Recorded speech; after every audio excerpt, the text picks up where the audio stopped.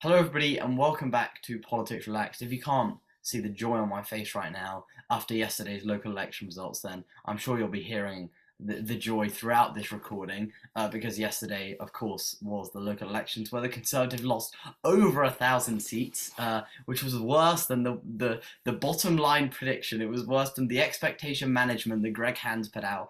They did even worse than that. So, yeah, if you are, I'm going to try and not be too smug throughout the rest of the recording. But yeah, let's get started. What does this mean? What does this mean for 2024 if that's when we have the general election? What does this mean for Labour? What does it mean for the Conservatives? Let's get into it. Well, my perspective is that this doesn't provide overly any insight into 2024. Um, I think that one of the big problems with these local elections that we have every year now is the massive media sensationalization of them. I think that the media and the opposition parties have, for the last 2 years, been striving to make these local elections solely about the overarching national issues, which has disappointed me massively because I think they need to be about the local issues. The facts are that the Conservative councillors that have been unfortunately kicked out this week were almost certainly high performing councillors who are doing their jobs locally very well. People don't necessarily even care that Conservatives offer £80 less council tax than Labour or £21 less than the Dems. And they don't care about the number of potholes. They don't care about the fact that average crime rate is lower in Conservative councils than councils run by other parties. And frankly, I think that the Conservative Party and local associations have failed to take the fight to the opposition, try and centralise the fight around those principles of the local issues. And once again, for the second year running, basically the party has bent over and taken a railing over these national issues. And that the way that that has impacted the local elections, I think, is unacceptable. The good news from my perspective is if you look at one or two cases, like Slough, for instance, where you had a massively incompetent Labour administration that run their council into bankruptcy, they've been kicked out. That administration has been kicked out. So when these local issues hit hard, then they can force people to vote on local issues. But that's what we need to see Yeah. more of. No, I get your point, and I mean, you look at places like Plymouth, where you've got a Conservative council that have decided to cut down trees everywhere, or you look at places like Brighton, where the Green Party were punished because their local council was very unpopular, and you mentioned Slough as well. I think it was the only Conservative gain. Was it? I think it was the only It was No, a there Conservative. was no. I think it's a no overall control actually. So it was the there only was a gain. gain Not in quite. Torbay. Nearly a gain. Nearly a gain. Torbay, yeah, Torbay, yeah. Okay, yeah. But so places across the board are voting on both local issues, but I mean, you do have to take international issues into account if you want to get your voice heard from government when it's not a general election. One of the only ways you can do that is through your council election, and this is going to send a very clear message to Rishi Sunak. It is not working. You even look at these like places like Dover are not voting for the Conservative Party. The stop the boats rhetoric is not working for the Conservative Party. And I mean, finally, the years and years of cuts and then the disastrous economic policy of Liz Truss is catching up to the Conservatives. And I just hope that these results continue into 2024 and beyond. Well, the thing is, as happy as Keir Starmer will be with the big losses from the Conservatives in this election, the Labour gains, while big, are not as big as I think they could have been because the Liberal Democrats and Greens really made an inroads here. I mean, like their numbers are staggering, really. I mean, 405 more councillors for the Lib Dems, 241 more Green councillors. I think the Greens even got a council in like rural, I think that's Sussex or something, or Essex, Yeah. which Suffolk, yeah, isn't it? Suffolk, yeah, which not exactly a big eco-socialist area, I'd say, but I suppose in these local areas they can probably tailor their campaigns more effectively, which I guess they must have done there. So I suppose it spells good things for the two smaller parties, but I don't know if that'll exactly transfer to a general election because the stakes are just generally a lot higher.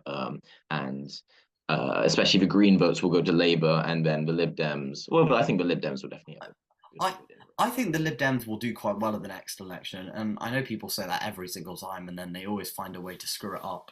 Look. I mean, we're still about 18 months out from the next election, so to say that this is, I guess, the same result as in 2024 is a bit.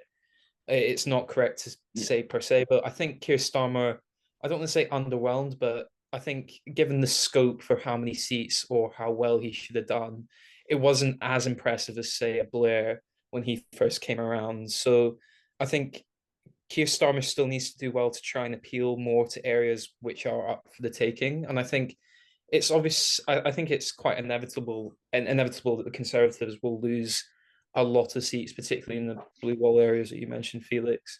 But there's still 18 months, and they say a week's a long time in politics. So I mean, God knows what's going to happen in these next 18 months. Maybe we'll get 3 more prime ministers. I don't know. But I always, yeah, I think it's the point about people treating these local elections as this some kind of massive political moment, this Rubicon thing where political idea and opinion changes, but the fact of the matter is that turnout at local elections is quite low, so we don't get a full scope of public opinion. So while it's obviously clear that this is a full rejection of the Conservatives, there's not other factors in play there. And I think I was still checking opinion polls earlier, and I think between Rishi Sunak and Keir Starmer, who's the better leader, I think it's kind of more neck and neck there. So Labour still need to do some work. It's not obviously in the bag yet, but the ball is quite firmly within their court. Yeah, and what I'd add to that is I think you look at it from what I remember, I think it's 9% the lead that Labour had over the Conservatives in these local elections, and you compare that to the polls. Just say 3 months ago, 4 months ago, at the beginning of the year, you were looking at a sort of 25-point lead around that mark. Rishi Sunak as Prime Minister is doing an amazing job. Come on. He's cutting the electoral deficit that we're seeing in the polls. I'm sure that he'll cut the fiscal deficit as well. And so I think we're going to be in a very strong place. If a week is a long time in politics, 18 months is bloody ages. I think in 18 months' time, you've got the Conservative wonderful electoral campaign going on. We've got the best campaign apparatus in the world, from my understanding. If you look at some of our campaign strategies in 2019, for instance, I mean, so creative, so innovative. Boris Johnson I think then, though. I know, but there's people around the party. They really know what they're doing. Another thing that you talk about, the blue wall, it's an important point. The independent commission in that area has determined a lot of constituency boundary changes ahead of the 2024 election, which I've looked through in detail, and in terms of comparing it to local elections, a lot of the Lib Dem and Conservative wards that have been reshuffled around is going to benefit the Conservatives in these blue wall seats in the next election. That's something. No, it's an independent process, and when you come to that in the next election, that's going to play a part in the influence of those blue wall seats. At the end of the day, from my perspective, I think Keir Starmer will be a disastrous Prime Minister. I think it's quite clear Rishi Sunak's doing a great job. That's why that gap is narrowing, and I think there's a higher chance of Tetris blocks falling out the sky than Keir Starmer being in number 10. I think Finlay made a good point, and then Cameron basically pulled that point and stretched it a little bit beyond its limits, which was, I mean, let's be clear, this election wasn't a massive victory for Labour or Keir Starmer, and I wouldn't want to bill it like that. But I think it was I think the one thing that I would take away from this is, I don't think Rishi Sunak will be in Downing Street by the next election. That's one thing that I can say with not for sure, but I'm getting more and more confident that Rishi Sunak will not be in number 10 in the next election. I think Keir Starmer has a lot of work to do. I think Labour have a lot of work to do. But Cameron to label this as some sort of Rishi Sunak victory after they've lost 1,000 seats, after Labour are the largest party now in local government, which is the first time since 2002 under Tony Blair, To call it anything like Rishi Sunak is pulling this one back. It's not. It's not. I think at all like true. like Arteta at Arsenal, we're at the start of a process. This is going to be a very. You sound like Mr. I mean, Miller. Football. this Come is a on. gradual process. He's doing a really good job. Everyone can see what he's trying to do. He's got his 6 priorities. He's already doing great things like the illegal migration bill going through Parliament. I think people will get on And board yet with they that lost kind of over. thing. They lost Yeah. over. I agree, and there's the hangover from the end of Johnson and the Truss era very much in play there. I think so. We're going to move away from that, but people will get over it. I see that increasingly in communities. People are enjoying what Rishi Sunak's doing, particularly in the blue wall seats. Rishi Sunak's highly popular because of the contrast between him and Boris Johnson, who people in blue wall seats hated. I don't think that whatever Rishi Sunak does, while it may definitely be positive or negative, who knows, I don't think it's still going to change the minds of the electorate firmly, because I think they're quite, no, I don't want to say fickle, but they're kind of like narrow-minded when it comes to latching onto a specific mistake. And you see left-wing liberal socialist commentators in the media bringing up talking points from the Johnson era in 2020 and trying to label Rishi Sunak's government with them. It's so frustrating to see politics reduced to that. But so I think I don't want to call the election a foregone conclusion already, but to say that Rishi Sunak has got a massive hurdle to overcome would be a bloody understatement, to be honest. I think, I mean, he's got to make gold rain from the sky or something to turn the minds of the electorate around. So yeah, I mean, I'm kind of a bit despondent at the minute because I don't think there's anything that can be done, but I'm willing to have my mind changed, of course. I think one thing that often doesn't get mentioned, and it's one thing that Rishi Sunak possibly can't change, which is his wealth and his kind of obscene wealth, and I think that really doesn't play well with the electorate during cost of living crisis. So I don't think that think really matters that much. I would disagree. I think it does. I think it's, I mean it depends where you go in the country, right? I don't think the blue wall seats are going to be particularly bothered by it, but I think especially when you go to the red wall seats and you go up north, people aren't going to like the fact that he's a wealthy kind of southerner. That's not going to play particularly well to those seats, and I think that there was a unique thing about 2019, which was the coalition that Boris Johnson brought together. He brought together a coalition that probably will never be seen again in politics, which was the Red Wall vote, which voted for him predominantly because of Brexit, also because they were upset with Labour, among other reasons. And then you also had the Blue Wall, and the only reason the Blue Wall really voted for Boris Johnson, because a lot of them are Remain seats, is because they were more scared of Jeremy Corbyn, and that factor is gone now. So I think that now the Conservatives have a real struggle to get the Blue Wall vote because there's no Jeremy Corbyn, there's no scary man that's going to take away our nuclear weapons and crash the economy anymore.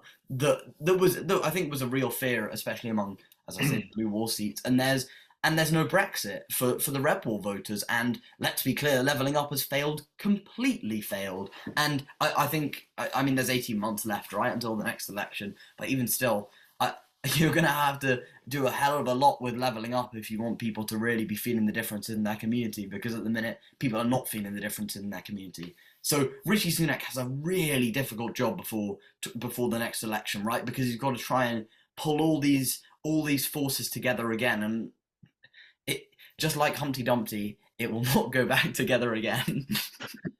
That is forced. Look, I think that was terrible. I think edited out. That was so bad. I think I'll say that there is definitely the Conservatives in 2019 had 2 aces up their sleeves, which I think led them to such a massive victory in 2019. One is obviously Brexit that you've said, Felix, which I think appealed to so many voters in the Red Wall constituencies. But also, I think Boris Johnson himself was kind of the catalyst which spurred on that change. Yeah. And I mean, we all think of him as this clownish buffoon type person, but that really spoke to people in a way that I don't think Rishi Sunak has been able to do. I mean, I don't get me wrong, I like the guy. I mean, I was down at the Scottish Conservative Conference hearing him speak, and I think he was projected himself well there. But I think in terms of appealing to those whose minds aren't firmly within the Conservative camp, I just don't think Rishi Sunak has been able to do that. And that's through outside factors like obviously his wealth, his race as well. His position as kind of this Johnson backstabber, which I think mainly alienated himself from so many people in the leadership election from last year. So I think there's so much stuff going against not just Rishi Sunak, but the Conservatives as a whole that kind of means, you know, how badly do you want this damage to be, to basically become? Well, can it go from something that's catastrophic to something that's minimal? I mean, only time will tell, I guess. Well, I'd say I think you were both right on your analysis of the success of the 2019 election. I mean, you're right in saying that Johnson was a highly effective campaigner, and what he did in terms of bringing together the likes of the blue wall seats and the red wall seats with the issues of Brexit. And you're right, the anti-Corbyn rhetoric really paid off.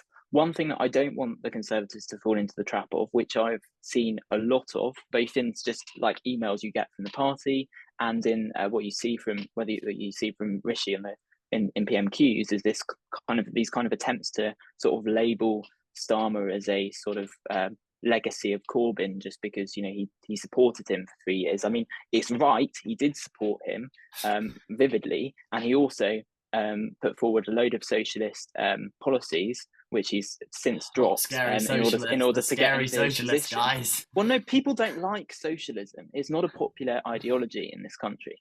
That's just a fact. You're never going to win an election based off that. And but I think it's a lazy position for the Conservatives to try and to make their election campaign in the blue wall seats based off that next time. The fact is that people are going to turn to the Dems, and there's no Corbyn factor in any of that. So I think in terms of the blue wall, the Conservative campaign needs to be severely rethought. I think there's a big issue in terms of a lack of proper experience of campaigning in blue wall seats. I know there was some that was in places like East and Walton now learnt from 2019 where they didn't do well with their campaigns, but we really need to bring the fight to the Lib Dems in blue wall seats. Come 2024, look, I think Rishi Sunak is going to be able to hold on to these blue wall seats. I think that he's popular among people in the blue wall. The red wall seats is more tricky. I accept that, but it's not just going to be the fact that the Conservatives were lent their vote once in 2019. I think that once you've broken that mold once, it's not something that just automatically reforms. So Labour have got a lot of work to do themselves. Conservatives have delivered on a lot of their 2019 manifesto pledges already. The 20,000 police officers has been well exceeded, on track to deliver the number of nurses and doctors, the 40 new hospitals. I think on levelling up and regeneration bill, which is going through Parliament, is extremely positive. And you know, I think trying to deliver on things like halving inflation, making sure that we get to that point. For Rishi Sunak in his defeat in the past couple of days, it's that the coronation will very much overshadow any media coverage of it. So it'll be water on the bridge by next week, really. I think one. Go ahead. Go. Yeah, go. You go ahead. You go. Okay, I was just going to say, it might be water under the bridge in terms of the general public, and in terms of the news feed will have definitely moved on. But I think for Conservative activists, for MPs, this is certainly not going to blow over as quickly, because I think it's really going to set off the warning bells in Conservative HQ that unless they seriously get their act together, they're going to get pretty badly defeated at the next election. I mean, I think another thing that you could bring in is the MPs after 2019 have certainly moved to the right, and I think the Conservative Party at the minute are not. I think Rishi Sunak does more to move them to the centre ground, but he's a Brexit supporting, still on the right of the traditional Conservative Party. He still moves to the right of that, I would say, and I think if they want to win elections, they need to move back into kind of that centre-right zone that where they can pick up more swing votes. And I think there's a real issue with the parliamentary party and the membership, because neither of them are really going to pick somebody that's going to appeal to the wider electorate. And you saw that with the election of Liz Truss. I mean, how they let somebody so incompetent get anywhere near the final stages of the leadership race baffles me with some of the pledges. I mean, we knew what was going to happen as soon as she went into office, because she told it to us in her leadership campaign. And when the Conservative members are voting for her over Rishi Sunak, I'm just not sure. Even after 2024, will the Conservatives be able to elect a candidate that will appeal to the electorate?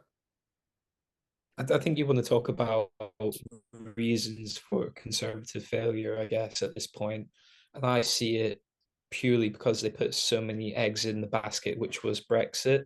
You saw that with the removal of, I guess, the left of the party in 2019, getting those kind of people who was firmly in the European campaign out of the party signaled that, the Conservative Party are going down this track of Brexit.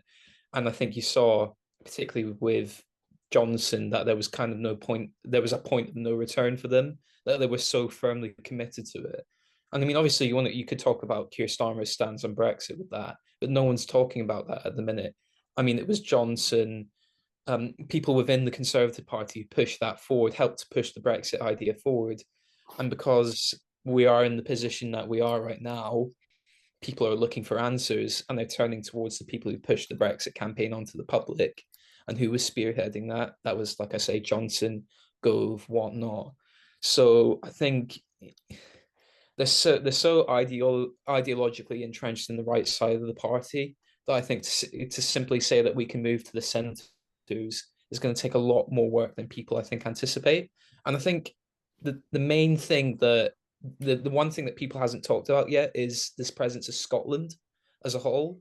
Yeah. We've seen this with the SNP collapse. That I think Labour, there's such a big ground for Labour to kind of go everywhere. And I think Conservatives obviously can't make any ground there, which is terrible.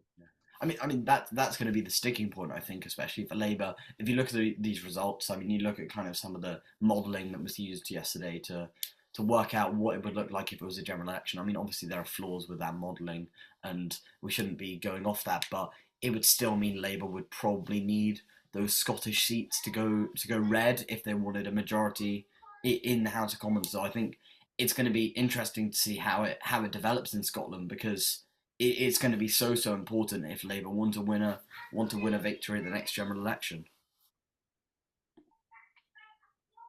Anything else? Anything else to add?